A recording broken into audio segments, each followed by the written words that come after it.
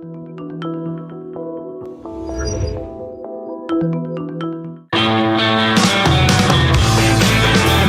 is the Gerry Callahan Show.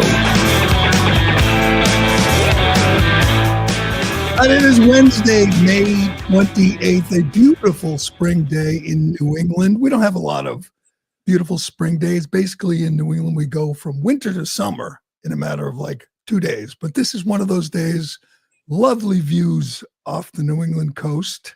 Not quite as lovely today as yesterday. If you were on the islands or off Cape Cod, you had perhaps the nicest view of the season.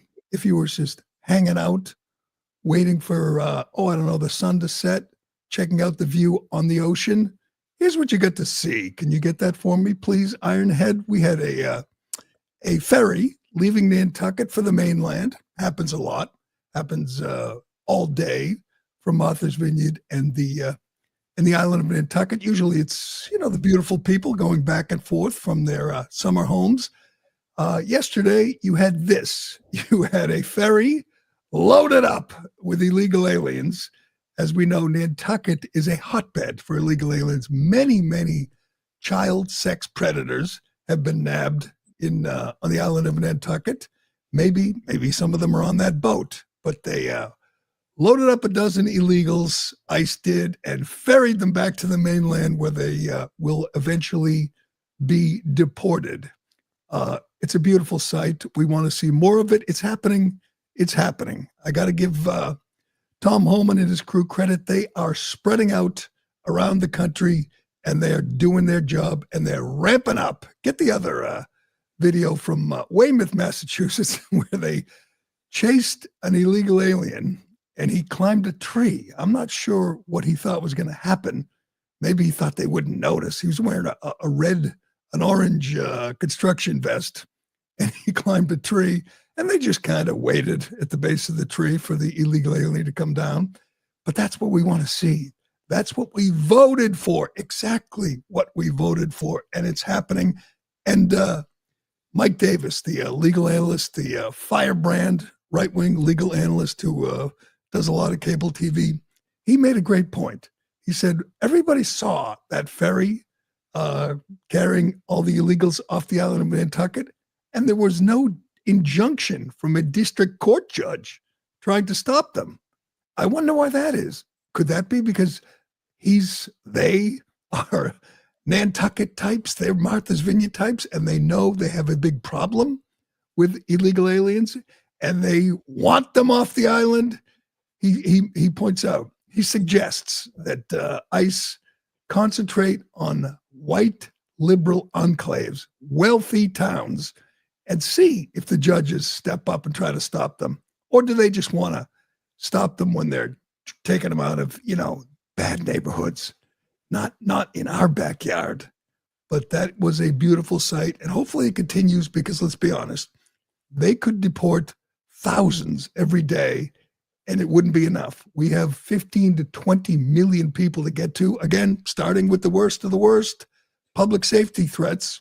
They're doing a good job. Oh, and they're going to Nashville. I'm a little disappointed by this, because they're going to Nashville and they may arrest the mayor.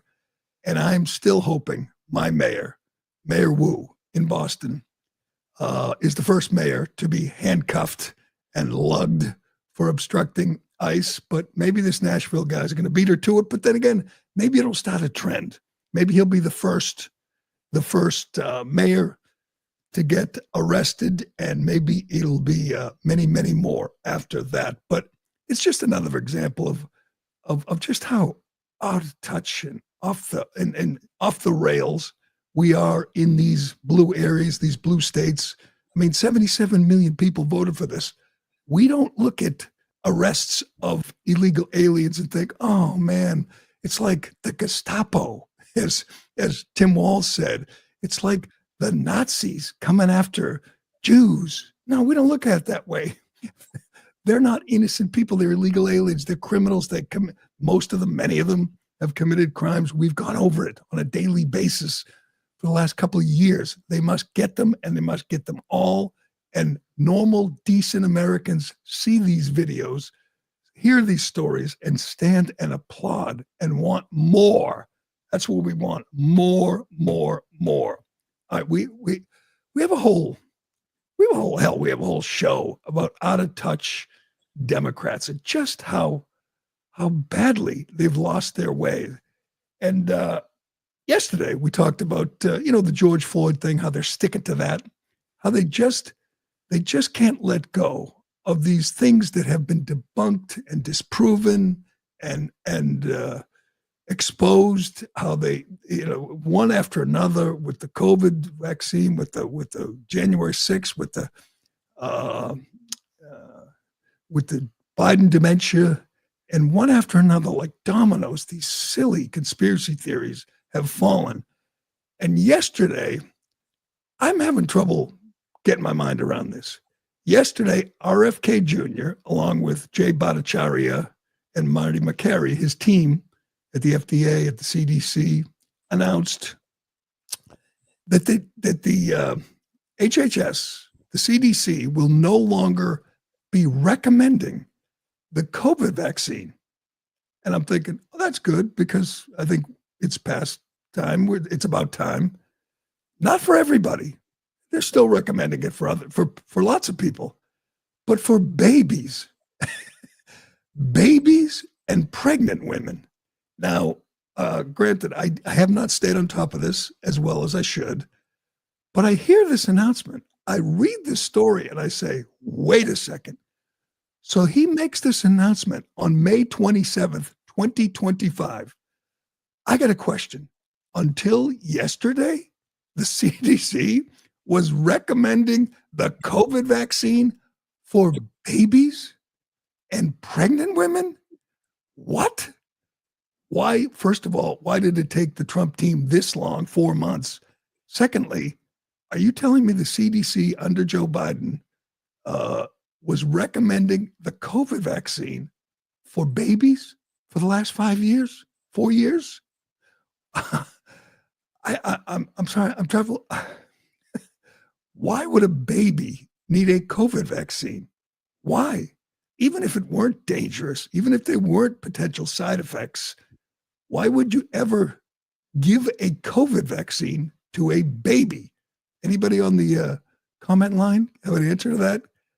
Because I just don't get it. I think we've known for a couple of years now that babies are in no danger from COVID. Children, teenagers, young adults, healthy people were, if they got COVID, it was no big deal. It didn't threaten their life. They didn't die from COVID. If you want to make the case that it kept elderly people out of the hospital, it's debatable, but okay. But babies, until yesterday, were supposed to get the Pfizer or Moderna COVID vaccine? I'm telling you, I love most of these things that Trump is doing, the Trump team, but it's not happening fast enough.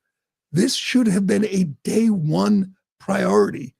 This should have been highlighted because it points out the madness that we lived through for the last 4 years. It points out the hypocrisy of the Democrats, of the media, of everybody who didn't tell you the truth about the COVID vaccine, about everything, but about everything surrounding COVID. They didn't tell you the truth for years.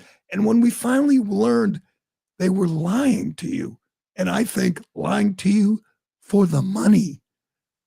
We haven't exposed them enough. We're still having this debate. We're going to play RFK Jr., and then we'll get to Liz Warren's response to yesterday's news.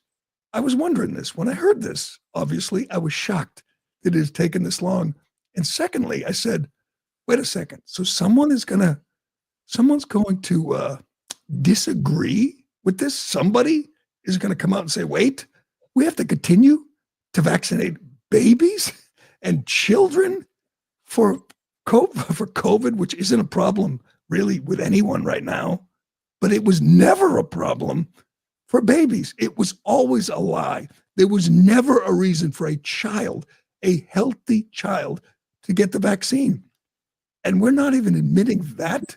We're still saying to young mothers, when they have a baby, yes, you got to vaccinate your kid against, smallpox and measles and COVID. Are they still trying to help Pfizer and Moderna make money? That's why they did it. That's why Fauci did it. That's why Liz Warren and Bernie Sanders pushed this, because they are big pharma shills, and big pharma was making a fortune. And we'll get to that, but let's listen to RFK and his guys yesterday make this long-awaited announcement. Go ahead.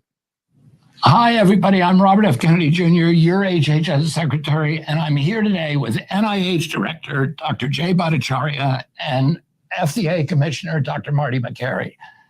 I couldn't be more pleased to announce that as of today, the COVID vaccine for healthy children and healthy pregnant women has been removed from the CDC recommended immunization schedule. Last year, the Biden administration urged healthy children to get yet another COVID shot despite the lack of any clinical data to support the repeat booster strategy in children. That ends today. It's common sense and it's good science. There's no evidence healthy kids need it today, and most countries have stopped recommending it for children. We're now one step closer to realizing President Trump's promise to make America healthy again. Produced by the U.S. Department of... This is amazing. It took this long, as Marty Makary said. Most countries don't do this. So we were still doing this? We were still recommending, advising, pressuring mothers who had babies to give their baby a completely unnecessary vaccine. Indeed, whose side effects present a much more danger than COVID. And they were telling mothers who had a baby a month ago, yes, your baby needs a COVID shot. Why did this not happen 4 months ago? Why? And who could be against it? Well, I got the answer. Liz Warren obviously is wrong about everything. Liz Warren is corrupt. She's venal. She's a liar. She's a big pharma shill who's made a fortune from big pharma. She's gotten rich.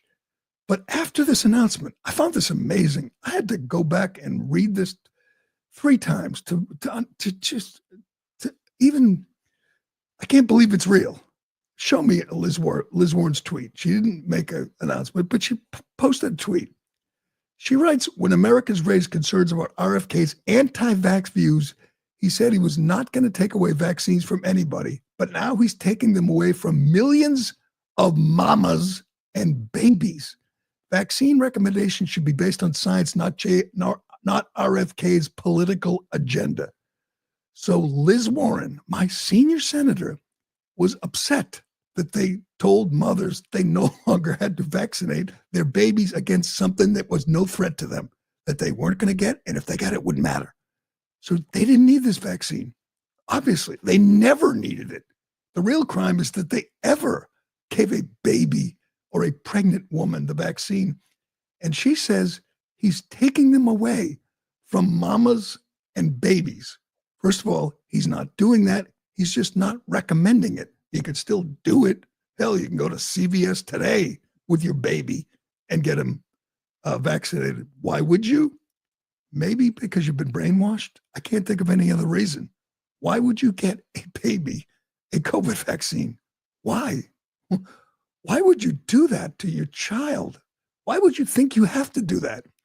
It is remarkable the level of brainwashing that's still working on these people who still think you need a COVID shot, a COVID booster. I told this story before, but I know someone who has a friend who got myocarditis. He was about 25-year-old male. And he says if he had to do it over again, he would do the same thing. And I just was blown away. I said, wait a second. You got serious heart complications from a vaccine, which you really didn't need. And you think if you had to do it over again, you'd do it again? The level of just mind control, brainwashing is it's astounding at this point. Why? Why can't we all agree, as I said yesterday, about George Floyd? He didn't get murdered. Why can't we all agree that healthy young people do not need this shot? That is not worth the risk. Why was Liz Warren pushing back on RFK? Oh, I don't know. I could think of 10 million reasons. Do you have that story?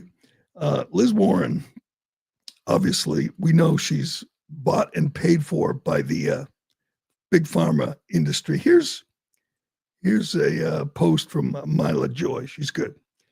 Elizabeth Warren received $10 million from big pharma. She ranks number 3 in profiting from COVID.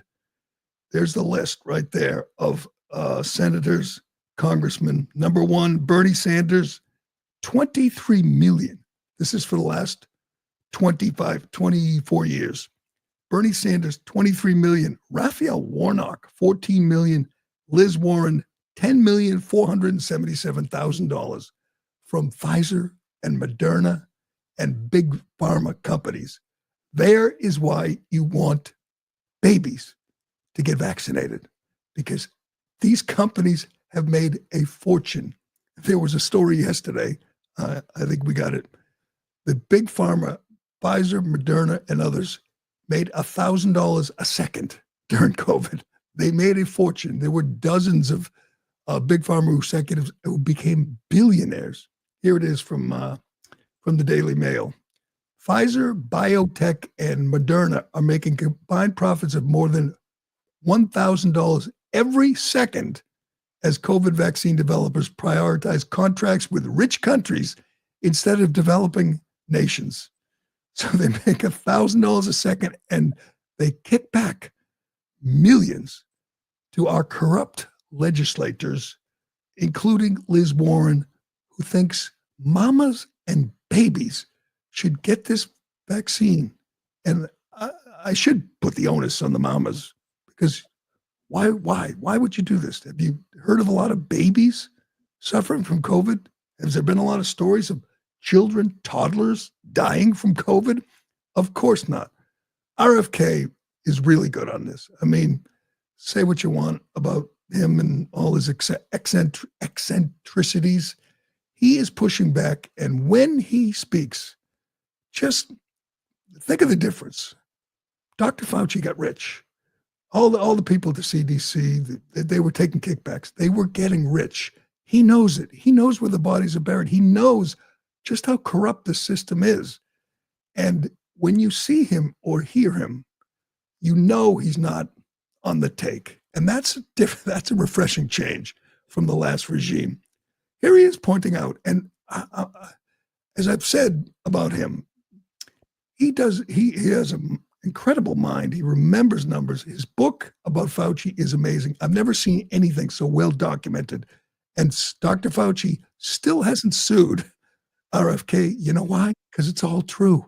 Dr. Fauci has gotten rich in that position, and he's enriched his enemies. I mean, his allies, and he's attacked his enemies, including Bhattacharya and Makari, who he tried to shut down because they called him out. But here's RFK pointing out the difference in the COVID, the effects of COVID from this country, a developed Western country, and Haiti. Now, if this is true, this just adds to the scandal. We have to have a reckoning on just how badly we handled COVID and just who is responsible for that. I think the people he replaced and Makari, I think we have to have a day where we focus on that, where we call these people before Congress, where we get to the bottom of this, because we didn't do a good job with COVID. And the question is why? Who was profiting, who was benefiting, and who was it hurting? Here he is comparing the U.S. to Haiti. Go ahead. During COVID, we had the highest death rate of any country in the world. So That's astounding. We had 16% of the COVID deaths, and we only have 4.2% of the world's population. We literally had the worst record of any country in the world. And it's a wonder that people are getting awards and recognition and kudos for managing COVID. Whatever we were doing, it was utterly wrong. And if you ask CDC, why did we die at higher rates? And we died at rates that were, in some cases, like Haiti had a a death rate. Hey, if you remember at the beginning of the pandemic, we were told the poor countries of Africa are going to be devastated by this because they can't get a hold of the vaccines. Haiti is the poorest country in the hemisphere. It had a 1.3% vaccination rate, so virtually nobody got a vaccine. Right. They had a COVID rate of 14 deaths per million population. We had a death rate of 3,000 per million population. American blacks had a death rate of probably 3,600 per million population. That is incredible. We had 200 times death rate of Haiti. We had 200 times death rate of Nigeria, which had a 1.4% vaccination rate. Oh, and there's other reasons for that. Those are younger populations, which were less affected by COVID deaths. They're out in the sun more, and they've got a lot of other, advantages in that situation. But, there's something wrong with our country. Africa as a whole at about 360. There were high morbidity death tied to deficiencies in vitamin D3. There was a direct inverse correlation between vitamin D saturation and COVID and COVID mortality. So we had 200 times the death rate of Haiti, and they were essentially unvaccinated. Are we going to address that, Liz? And are we going to ask Fauci about that? Are we going to bring these Pfizer, Moderna executives before Congress and ask about that? Are we going to reach the day where we admit that it was a mistake to mandate? It's almost hard to believe that it was only a couple of years ago we had a president who told the unvaccinated that he's been patient, but his patience is wearing thin.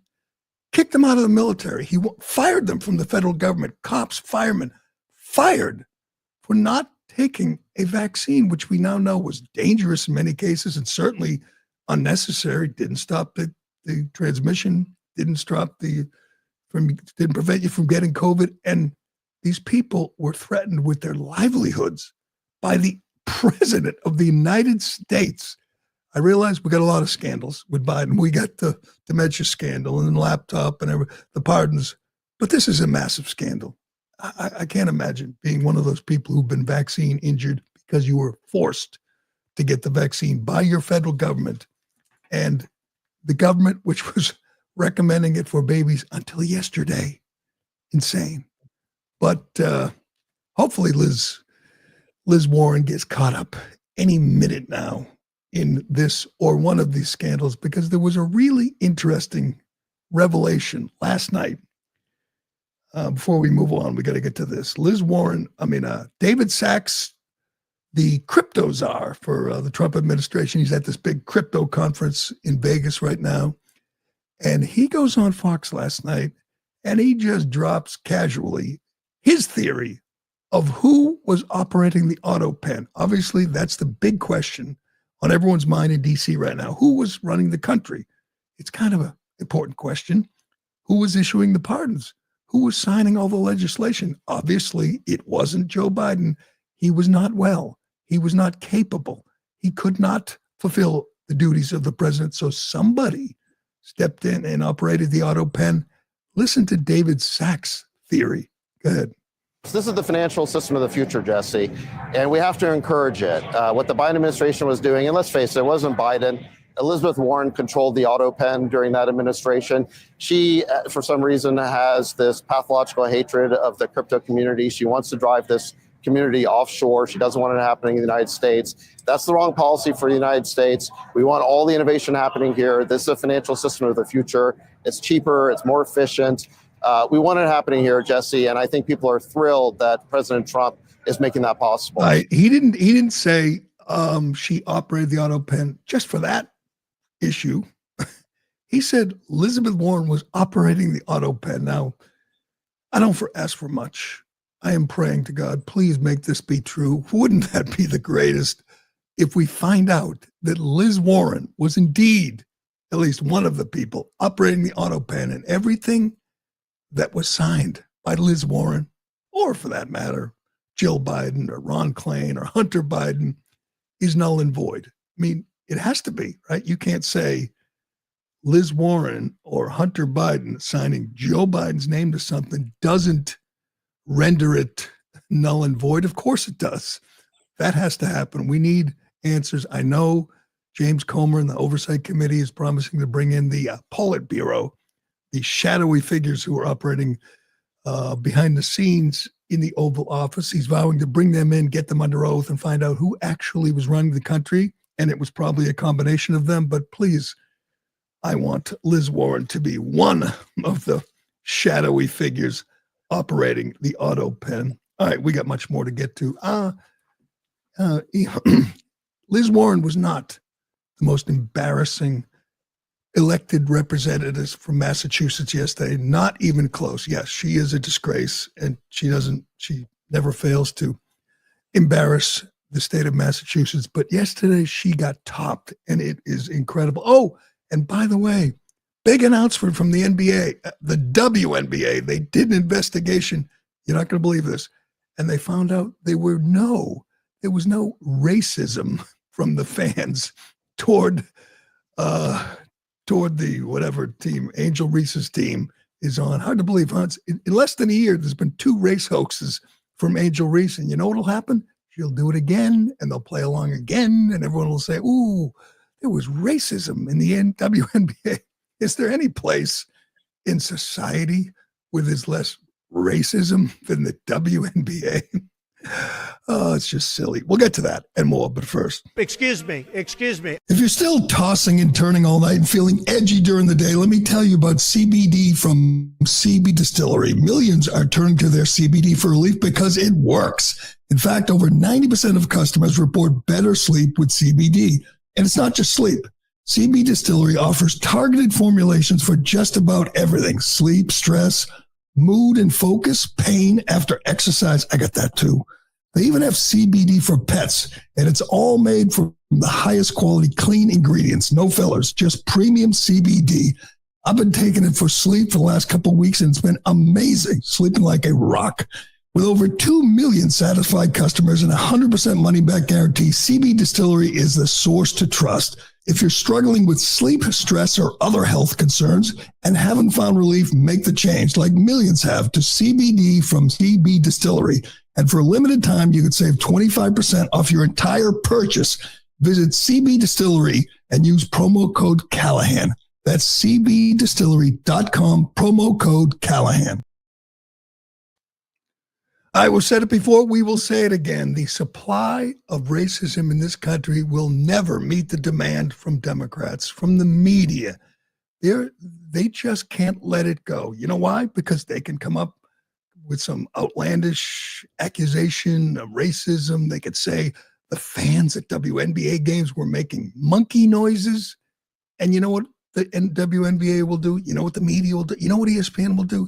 They will take it seriously. They will say, oh, let's ask, is racism roiling in the crowd at WNBA games? Instead of doing what they should do, saying, how utterly absurd. Again, she's making, Angel Reese in this case is just making it up.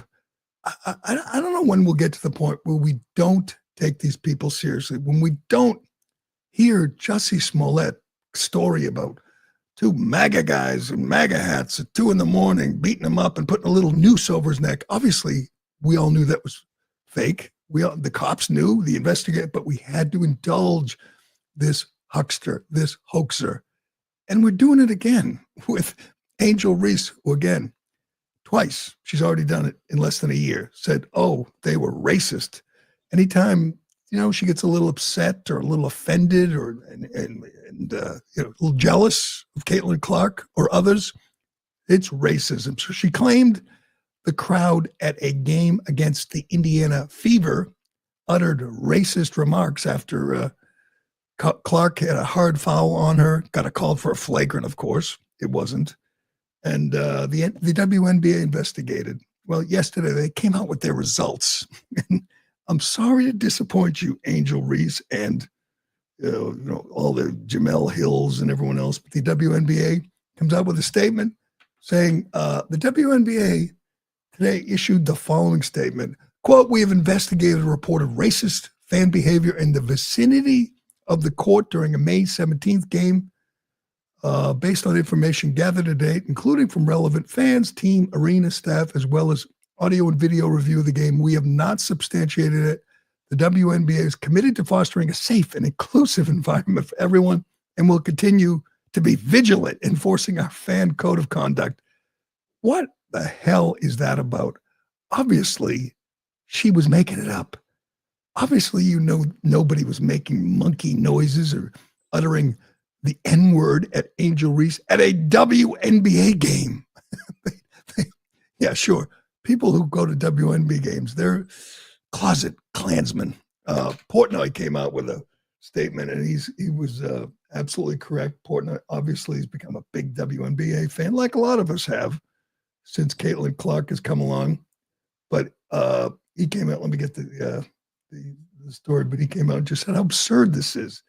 Why can't we just say what you said, what you did here is a lie? You're making up. You're frustrated. You know what happens? Portnoy says, maybe the next time, maybe wait next time before creating a racial war based on angry TikToks from Chicago Sky Angel trolls who weren't even at the game. Honestly, one of the worst mismanagements of PR I've ever seen. He called them effing morons for investigating this claim, and he's right. You don't investigate a claim you know is 100% made up, that you know this never happened. You know it would never happen. And any arena, let alone a WNBA arena, you know Angel Reese has a history of getting frustrated and jealous and making these things up. But somehow you're going to legitimize it with an investigation. And then you come out with this generic statement about, oh, we're fostering an atmosphere of inclusion. Of course you are. We've seen the crowds. We know what kind of people go to WNBA games. And the idea that hiding, lurking among them are racists. I mean, who are they? They're going to WNBA games and they're racist. Same with when you hear about an NBA crowd or a college basketball crowd. I don't think a lot of racists go to NBA games or college basketball games, but somehow we give her, I don't know, the benefit of the doubt, the respect. She won't apologize. She made this up. We know she made it up, just like Jussie Smollett made it up. Just like most race hoaxes are just made up these days.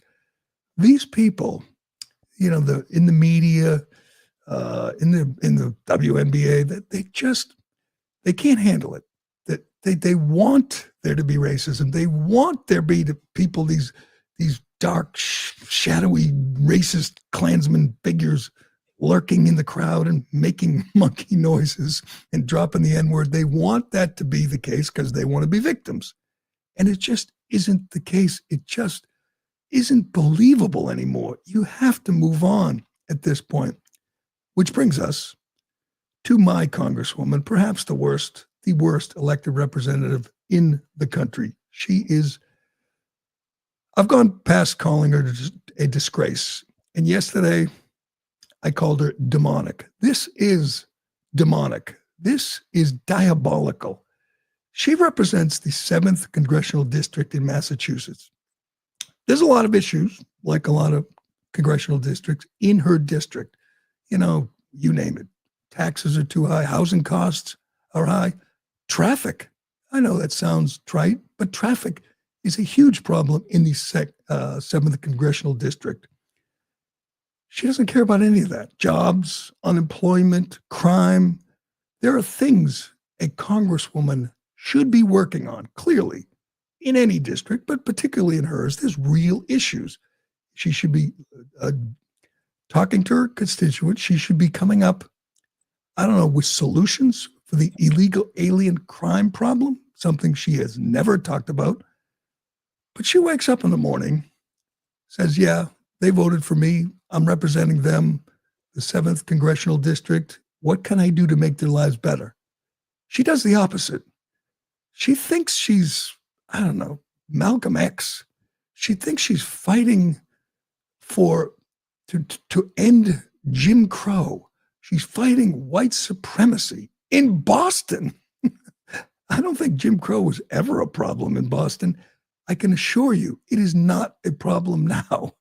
There is no race war here. She wants there to be. She wishes there would be. That's all she talks about. That's all she cares about. But this speech yesterday was, even by her standards, off the charts. Again, how does this help the people in her district? What it does is, I think some of them probably impressionable. They probably respect her and listen to her. It creates this false narrative that if you're young and black, that you can't make it. You're not going to get an even break. You're not going to get a fair shake, which is a lie.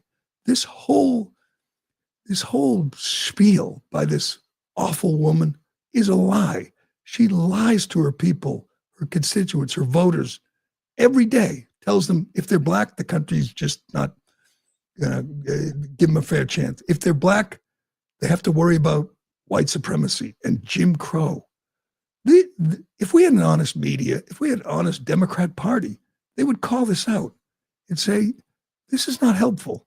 You're not telling the truth to your constituents, particularly your black constituents, your Hispanic constituents. You're telling them that in America today, that they can't make it because white men are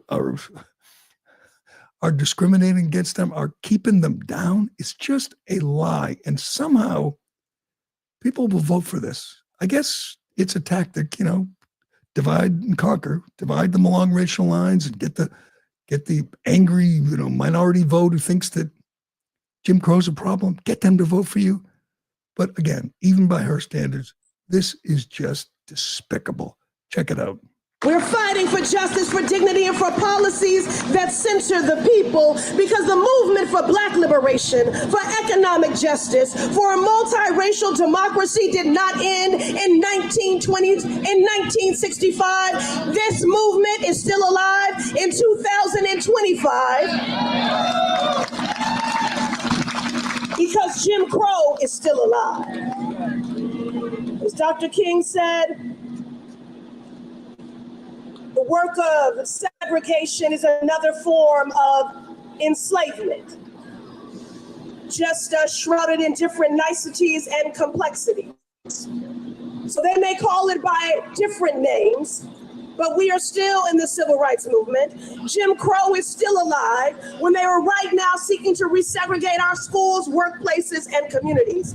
Jim Crow is still alive when they are legislating voter suppression. Jim Crow is still alive when they deny constitutional rights. Jim Crow is still alive when they will brutalize, imprison, intimidate you to silence you. Jim Crow is still alive when the Supreme Court has been enlisted as co-conspirators in this extremist march and has gutted affirmative action. This is a cartoon. I mean, this is May 2025, and an elected congresswoman is spending her day railing about Jim Crow is still alive.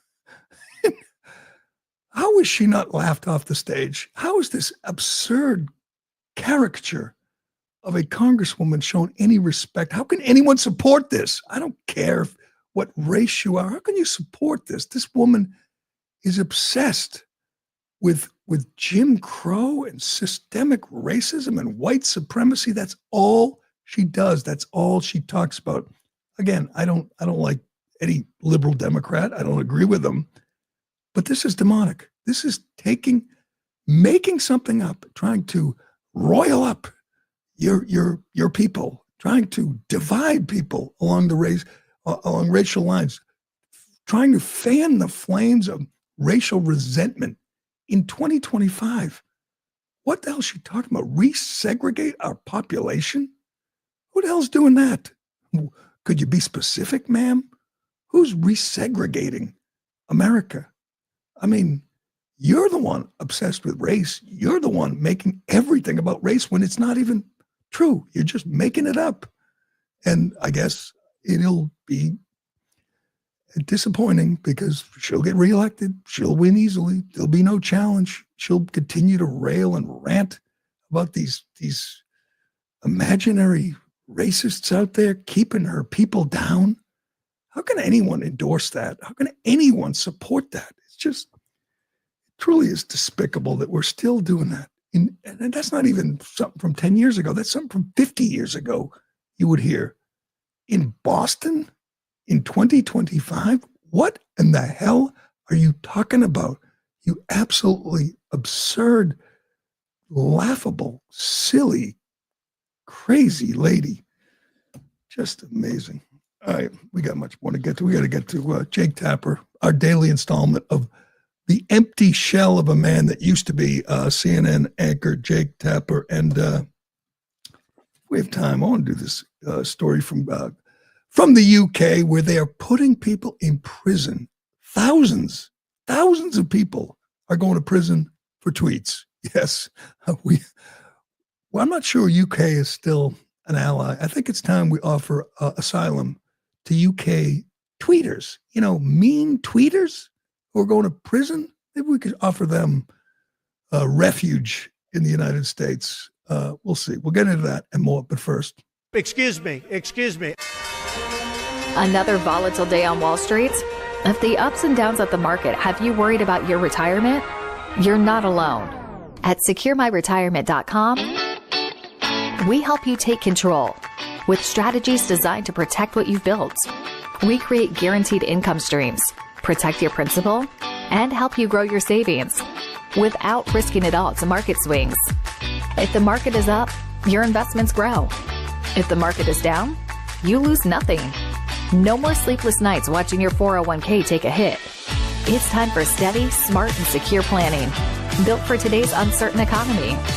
Visit SecureMyRetirement.com and find out how to retire with confidence, no matter what the market does. SecureMyRetirement.com. Safe, smart, secure. SecureMyRetirement.com. SecureMyRetirement.com. Safe, smart, secure. Before we get to Jake Tapper, have you heard about Lucy Connolly? Lucy Connolly is a 41-year-old mother. She has one child. She had one child pass away at 19 months old. She's a childminder in the UK. That's a babysitter. Well, last summer, you may recall there was a murder, just a horrific attack by a Muslim fanatic, a son of a Rwandan immigrant who was really interested in ISIS and Al-Qaeda, and he was a dangerous young man. He went to a dance studio in Southport and stabbed a bunch of kids, murdered 3 young girls, aged 6, 7, and 9, as they were doing their little dance recital. After that, a lot of people in the UK were pretty upset, understandably. She reacted emotionally, I guess. She tweeted that we need mass deportations now. Set fires to the immigrant hotels for all I care. If that makes me a racist, so be it. That was her tweet. It's a little harsh, but it was a tweet, an emotional tweet. She doesn't say, I'm going to burn the hotel. She just said, burn them for all I care. She wants mass deportations in response to a just horrific murder of little girls. I can understand. I'm sure we were emotional. Lots of people were emotional after that. And they're disgusted in the UK, like they were in this country, with the just unfettered immigration, unvetted immigrants coming into the country, people who hate the country, people who, want to pick up a knife and murder children in the name of, Allah. So she got emotional. She tweeted. She has been sentenced. She is doing 31 months in prison, 31 months for a mean tweet for a young mother. It was appealed, went to the appellate court, and it was upheld. So she's going to prison. She's one of thousands of people who are in prison doing hard time in the UK for tweets. She deleted it after 3 hours. It was seen by, tens of thousands of people. She apologized. Didn't matter. she's going away and doing hard time for a tweet. And at the same time, that's why UK is gone. It is real. I don't know how UK ever comes back. Here's a case, there's dozens of them, hundreds of them, where people commit actual crimes that actually hurt people and don't do 31 months. Here's just one story. A Muslim man who raped a 13-year-old British girl has avoided jail by claiming he didn't know it was illegal. Adil Rashid told psychiatrists that the child, quote, tempted him, and then his madrasa, located in the UK, has taught him that, quote, women are no more worthy than a lollipop that had been dropped on the ground. Judge Michael Stokes chose to hand the admitted rapist a suspended sentence, saying that, quote, it is quite clear from the reports that you are very naive and immature when it comes to sexual matters, adding that Rashid's lack of assertiveness meant that sending him to jail might do more harm than good. He raped a 13-year-old kid and said he didn't know it was wrong because that's what he was taught. He's not going to jail. Lucy Connolly, 41-year-old babysitter, mother, is going to jail, and not for a week or a month, for 31 months for a tweet. We know what J.D. Vance said when he went over to Europe and gave that speech about the state of Europe and the suppression of free speech, and it was controversial and people were offended. We need more of that. We need Trump to speak about this, Vance, Rubio. We need to point out how wrong this is. This is our alleged ally, and they're jailing people for speech that upsets them, for speech that hurts them. It's not, obviously you can't do that in the United States as much as Joe Biden and his regime would have liked to, but we have to speak out. This is just wrong. This is just insane.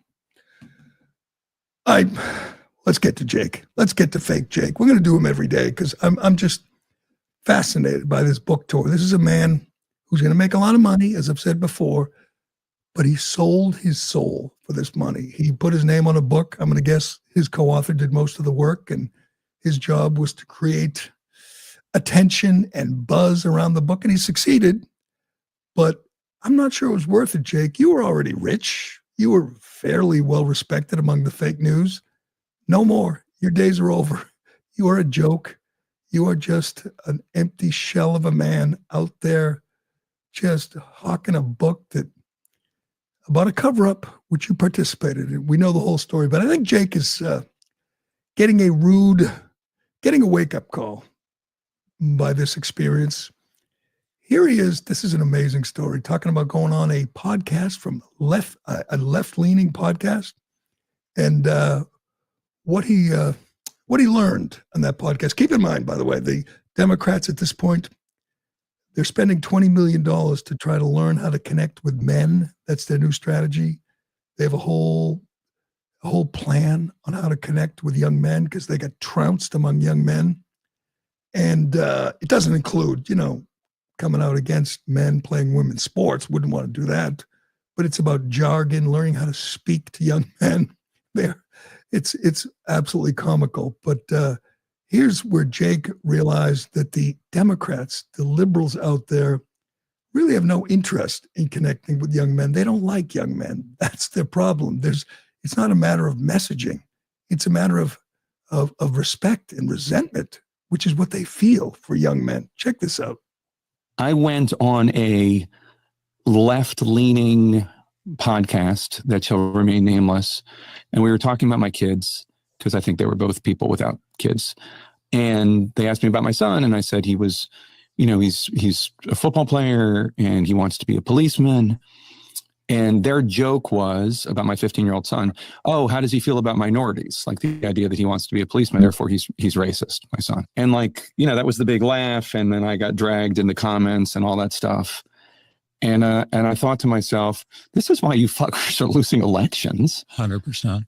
Like my football playing son, who has no political views. He's 15. He thinks about World War II and gaming and playing linebacker. That's his world. You're deciding he's a racist because he wants to be a cop. And why does he want to be a cop? He wants to be a cop because he wants to help people, and he thinks that's the best way he can help people. And that's how the Democratic Party talks to men, not just white men, but men. And I get the idea that they thought Tim Walz could, what's the term he used, code switch or something? He thought that he could translate the Democratic Party values because he hunts and fishes and owns a gun and was in the army and drinks a beer. I mean, at least there was an attempt, but I find it just insane. Just insane. He didn't think that way, a month ago. He's being radicalized by the left, and it's good to see. I'm pretty sure Jake's kid's going to be a MAGA guy. And you know what? So is Jake. So is fake Jake. Eventually, he's going to wake up. Here's the story. Democrats are spending $20 million on a study examining how to speak to American men after losing ground with the demographic during the 2020 election. The New York Times revealed. It's called Speaking with American Men, a Strategic Plan. It's known as SAM. So at least this has a cute acronym. The study will specifically examine how young male voters and how the party can connect with the demographic. The study advised rolling out pro-Democrat ads in video games. So it doesn't matter if you learn the lexicon, if you learn the code talk, as Tim Walz said to young men. I'm not even sure what that means. But you have a problem because no young man wants to be associated with Democrats, with Jasmine Crockett, and AOC, and Tim Walz, and Pete Buttigieg, and David Hogg. You need new people, and you need new policies. Is there a single young man, 18 to 30, who supports men and women's sports, men in women's locker rooms? Is there one? It's like a 99-1 issue. I guess David Hogg would count. But no young man wants to be associated with the insane trans agenda. They have to change that, or they will never connect with young men. And they will never win over Jake Tapper's son. Sounds like a good kid, despite his father being a lying fake news fraudster. Sounds like the kid is doing okay playing football, video games, wants to be a cop, loves World War II. Sounds like me when I was a kid. I was playing Pong, but he's going to be a MAGA guy. He's going to be a J.D. Vance guy. Sorry, Jake. You failed. He's going to be a big Vance supporter in a couple of years. All right, do we have time to throw up that video? Stephon Diggs, newest Patriot, star wide receiver. He's going to be the man. He's going to be the leader in the locker room. He's going to bring a veteran's presence, a chip, an edge to the locker room. And this video gets posted yesterday. Didn't get a lot of play, but it's wild. Stephon Diggs on a boat with a bunch of babes in their bikinis, like all over him, like slobbering all over him. And he's talking, he's having a good time. Good for him. It's May, it's the off season. Watch what he pulls out at the end. Tell me, I'll believe this to you, Ironhead. What is this that Stephon Diggs breaks out to share with these young ladies? Go ahead. I'm going to go with Fun Dip. You think it's some Zen? It might be. Yeah, it might be an Alp. The internet was on fire with theories saying it looks like pink cocaine. Now, Stephon Diggs might not be a genius, but he's not that dumb, is he, to pull that out on camera? I would really hope not, because that would mean this season I have to put my hopes way down from where I had them. I think it is not blown up into a big story. When I first saw it, I said, "Uh-oh, it's one of those where you try to examine, do a little forensic study of see what he is holding there and what he is about to share." I wish the camera were rolling for like the next, half hour. You think he had some think he had some fun on that boat? Yes. It would be like the Vikings boat, probably. You know what? All great wide receivers, most of them are crazy. They're all wild men. You have to be. You're a kamikaze. You're getting You're getting pounded going over the middle against these vicious safeties and linebackers. You've got to be a little crazy. And I'm guessing Stephon Diggs is no different than the rest of them. And that's one reason they're great. They're just crazy, and they're fearless, and they live life to its fullest. So we'll find out maybe whether that was pink cocaine, but I think perhaps the storm has passed on that one, but we'll see. All right. That will do it for today. I'm going to go out and just see if I can see any ice ferries or ice guys chasing illegal immigrants up trees. I want to go out. I want to see it in person. I want to be there and experience it and cheer for these heroic men, these great patriots, because they are doing their best. They are working their asses off. And when they're in these blue places, they have a lot of resistance, and they are pushing back, and it's great to see. So good work, men. Keep it up. But that will do it for today. Thanks for watching. Thanks for listening. I'm Gerry Callahan. This is The Callahan Show, and we will do it again tomorrow. Thank you. Thank you. Thank you. Thank you. Thank you. Oh, my God. Is she crazy? Thank you. Thank you Wow. all. Thank you so very much. Thank you, everyone. Thank you, everyone. Thank